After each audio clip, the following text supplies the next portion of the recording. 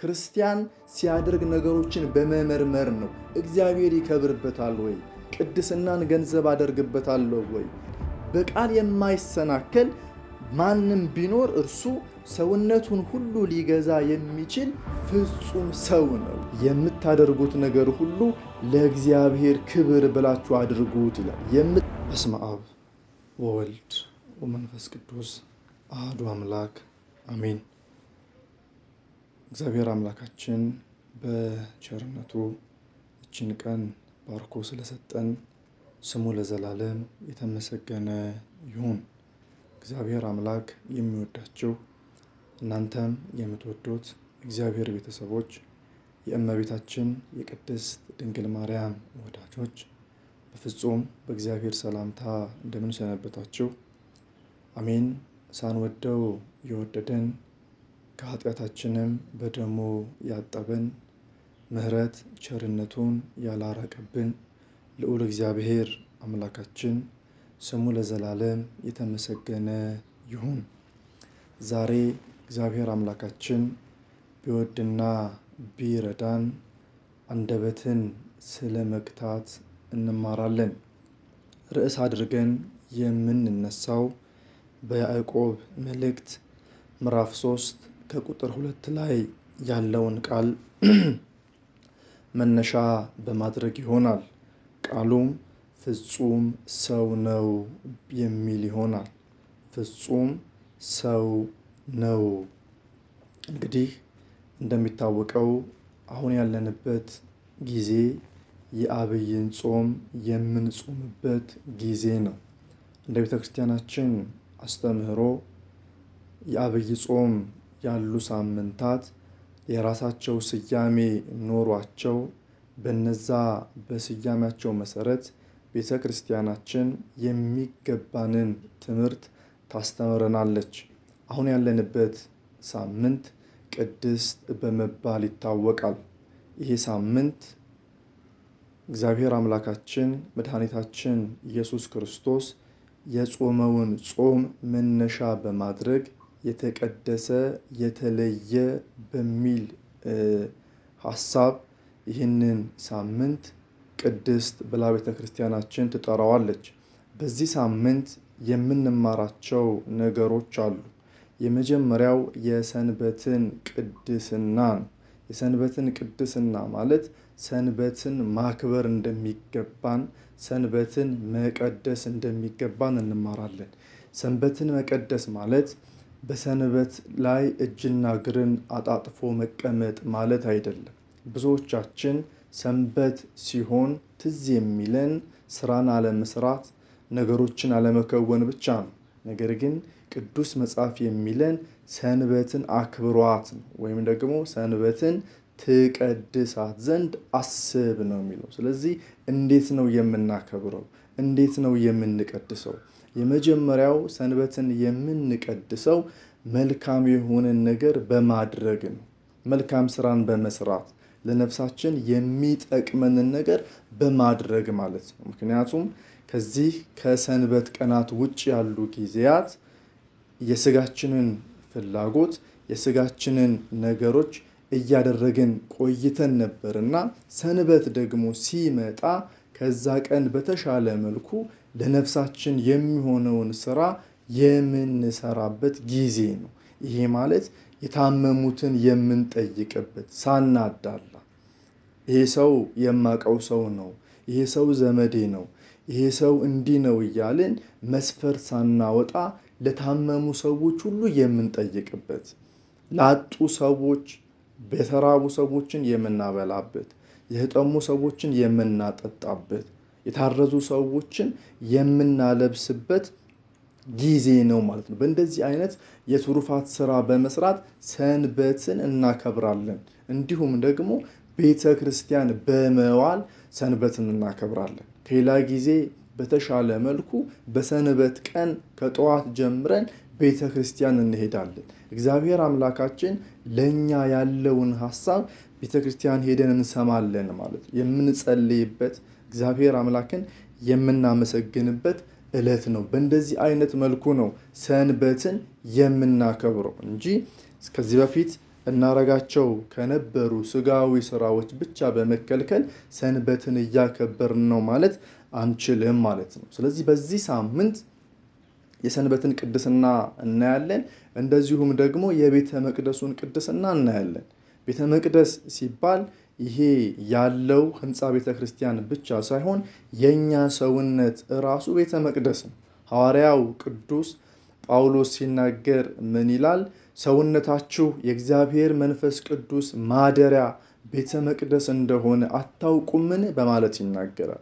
ሰውነታችሁ የእግዚአብሔር መንፈስ ቅዱስ ማደሪያ ቤተ መቅደስ እንደሆነ አታውቁምን ይላል። ስለዚህ የኔና የናንተ ሰውነት ቤተ መቅደስ ነው ማለት ነው። ምን አይነት ቤተ መቅደስ?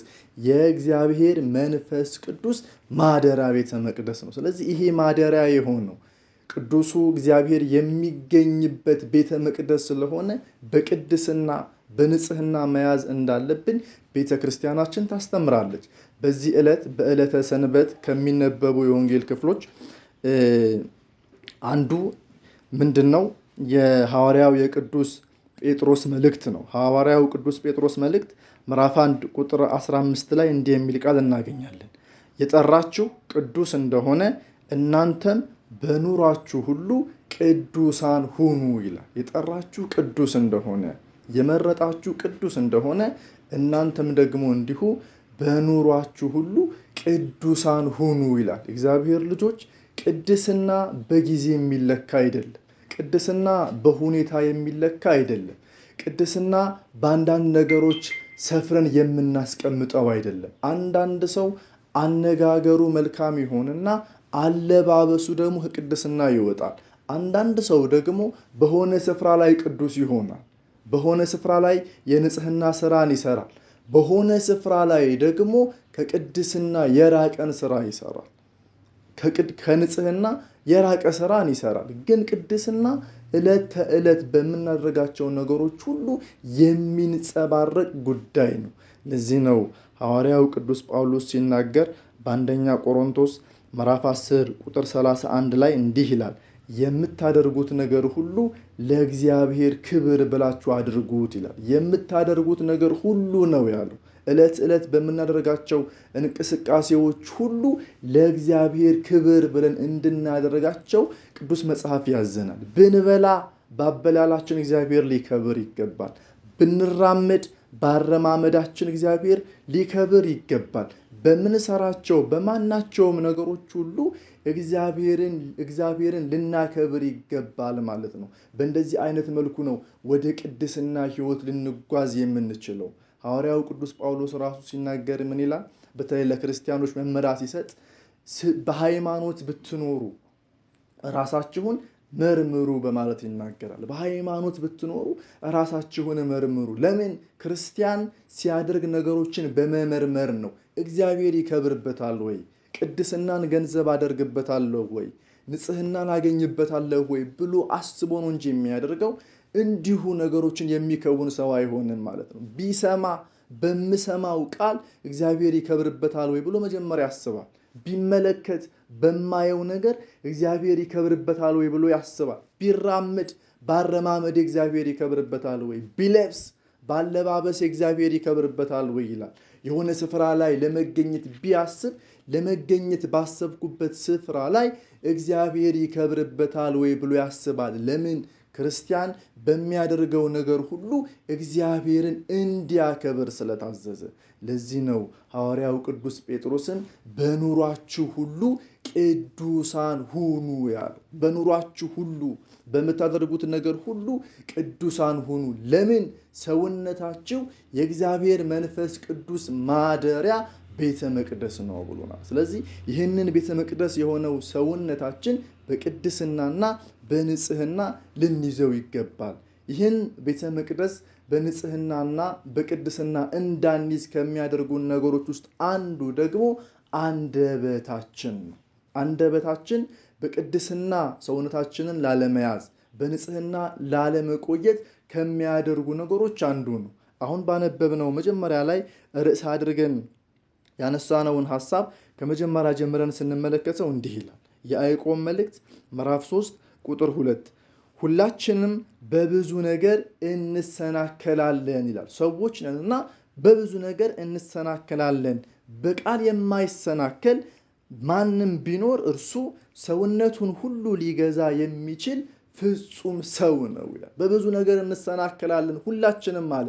በቃል የማይሰናከል ማንም ቢኖር ግን እርሱ ሰውነቱን ሁሉ ሊገዛ የሚችል ፍጹም ሰው ነው።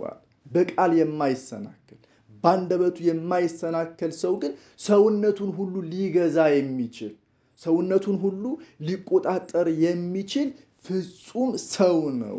ስለዚህ በኃጢአት ላለመውደቅ፣ በበደል መስመር ላይ ላለመገኘት፣ የስጋችንን ፍትወት ለማሸነፍ የመጀመሪያው መንገድ አንደበትን መግዛት፣ በቃል አለመሰናከል ነው ማለት ነው።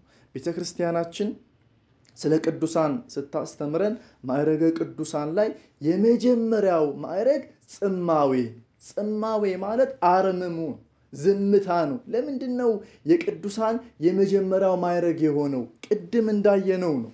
ይህንን ነገር ገንዘብ ያደረገ ሰው በሌላ ኃጢአት ሊሸነፍ አይችልም፣ በሌላ በደል ሊወድቅ አይችልም፣ ፍጹም ሰው ይሆናል ነው ያለው።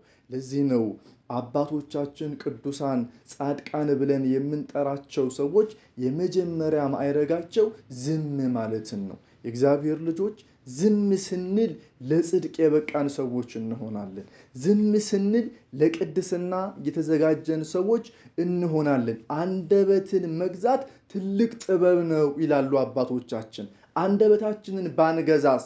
ሐዋርያው ቅዱስ ያዕቆብ ራሱ ሲናገር በዚህ በምዕራፍ 3 ቁጥር 6 ላይ አንደበት እሳት ነው ይላል። አንደበት እሳት ነው። ትንሿ እሳት ትልቁን ጫካ እንደምታቃጥለው ሁሉ አንደበታችንም እንዲሁ ሙሉ ሰውነታችንን ያቃጥለዋል። ልክ እንደ እሳት የሚያቃጥል ነው አንደበታችን። እንደዚሁም ደግሞ በማቴዎስ ወንጌል ምዕራፍ 12 ቁጥር 37 ላይ ጌታችን አምላካችን መድኃኒታችን ኢየሱስ ክርስቶስ ሲናገር ምን ይላል? ከቃልህ የተነሳ ትጸድቃለህ፣ ከቃልህም የተነሳ ትኮነናለህ ይላል። በምንናገረው ነገር እንጸድቃለን፣ በምንናገረው ነገር እንኮነናለን። ለዚህ ነው ዝምታን መምረጥ ያለብን። ምክንያቱም መጽሐፈ ምሳሌ ላይ ምዕራፍ 10 ቁጥር 19 ላይ ከብዙ ቃል ኃጢአት አይጠፋም፣ ከንፈሩን የሚከለክለው ግን አስተዋይ ነው ይላል። ከብዙ ቃል ኃጢአት አይጠፋም ይላል። ብዙ የሚናገር ሰው ኃጢአት ሳይሰራ አይቀርም።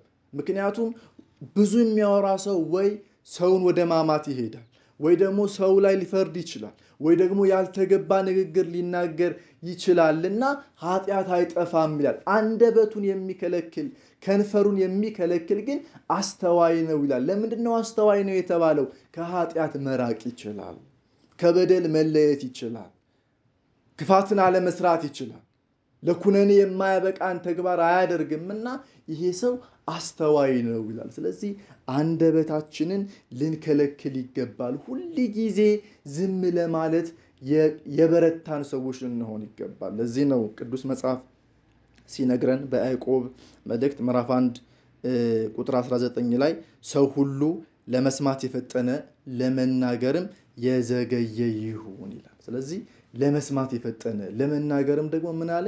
የዘገየ ይሁን። በመናገር የሚገኝ ነገር የለም። ዝም በማለታችን ግን ብዙ እናተርፋለን፣ ብዙ ነገር ገንዘብ እናደርጋለን። ከኃጢአት መራቅ፣ ከበደል መለየት እንችላለን። በአንደበታችን የተነሳ ዛሬ ብዙ በደልን ሰርተን ሊሆን ይችላል።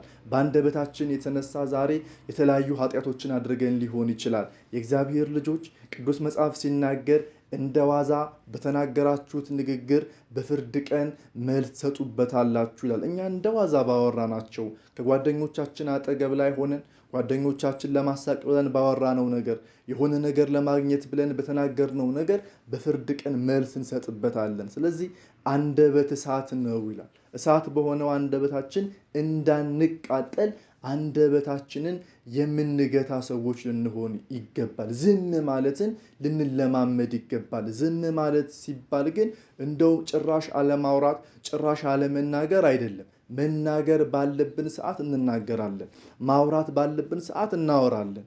ሐዋርያው ቅዱስ ጳውሎስ በኤፌሶን መልእክቱ ምዕራፍ 4 ቁጥር 29 ላይ እንዲህ ይላል፣ ለሚሰሙት ጸጋን ይሰጥ ዘንድ እንደሚያስፈልግ ለማነጽ የሚጠቅም ማናቸውም በጎ ቃል እንጂ ካፋችሁ ቃል ከቶ አይውጣ ይላል። ካፋችሁ ከቶ ቃል አይውጣ ምን ካልሆነ? ሰውን የሚያንጽ ካልሆነ፣ ሰውን የሚያስታርቅ ካልሆነ፣ በጎ ሐሳብ በጎ ነገር ካልሆነ በቀር ካንደበታችሁ ምንም ቃል አይውጣ ነው የሚለው። ስለዚህ ከተናገርን የሆነ የሚታነጽ ሰው አለ ማለት ነው። ከተናገርን በጎ ሐሳብ ብቻ ነው ማለት ነው። ያ ካልሆነ ግን ዝም ልንል ይገባል። ለምን? አንደበታችንን መግታት ከቻልን ሌላው ሰውነታችንን ለመግታት የምንቸገር ሰዎች አንሆንም ማለት ነው። ስጋችን በብዙ ይፈትነናል። ስጋችን በብዙ ያስቸግረናል። ወደ ኃጢአት መስመር እንድንሄድ፣ ወደ ክፋት መስመር እንድንሄድ ስጋችን የተለያዩ ነገሮች እያመጣ ይፈትነናልና ይህንን የስጋችንን ፈተና የስጋችንን ፍትወት ለማሸነፍ አስቀድመን አንደበታችንን የገታን ሰዎች ልንሆን ይገባል። አንደበቱን የገታ ሰው በሌሎች ኃጢአት ሊወድቅ አይችልም። በሌሎች በደል ወድቆ ሊገኝ አይችልምና አንደበታችንን ልንገዛ ይገባል። ለዚህ ነው ፍጹም ሰው ነው የተባለው። ፍጹም ሰው ነው የተባለው አንደበቱን የሚገታ በቃል የማይሰናከል ሰው ነው። ስለዚህ አሁን ባለንበት ጊዜ ስለ ቅድስና ስለ ንጽህና በሚወራበት ሳምንት ንጽህናን ቅድስናን ገንዘብ ለማድረግ ከምንም ነገር በላይ አስቀድመን አንደበታችንን የምንገታ ሐሳባችንን ቃላችንን የምንቆጣጠር ሰዎች ልንሆን ይገባል። ያስተማረን የመከረን የገሰጸን የአባቶቻችን አምላክ የኛም አምላክ አምላክ ቅዱሳን ቅዱስ እግዚአብሔር ስሙ የተመሰገነ ይሁን። ስብሐት ለእግዚአብሔር።